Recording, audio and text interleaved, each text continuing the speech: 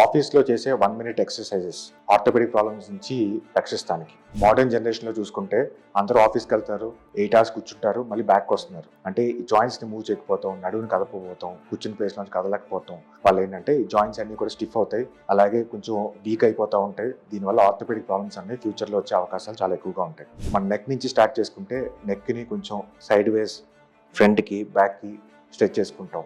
అలాగే షోల్డర్ వచ్చేటప్పటికి కొంచెం ఇలా నొక్కుని లోపలికి స్ట్రెచ్చింగ్, కొంచెం సైడ్కి చేయగలిగితే సైడ్కి పైకి చేసుకుంటాం వల్ల కూడా చాలా ఉపయోగాలు ఉంటాయి. అలాగే కూర్చుని చోట నుంచి లెగిసి ఒక 4 అడుగులు వేస్తాం వల్ల కూడా బ్యాక్ కూడా స్టిఫ్నెస్ అనేది తగ్గుతుంది.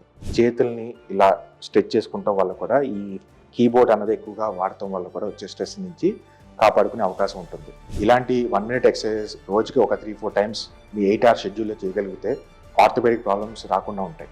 కీళ్ళు కండరాల సమస్యల వల్ల ఇబ్బంది పడుతున్నట్టయితే మీరిక దాని గురించి సంకోచించాల్సిన అవసరం లేదు.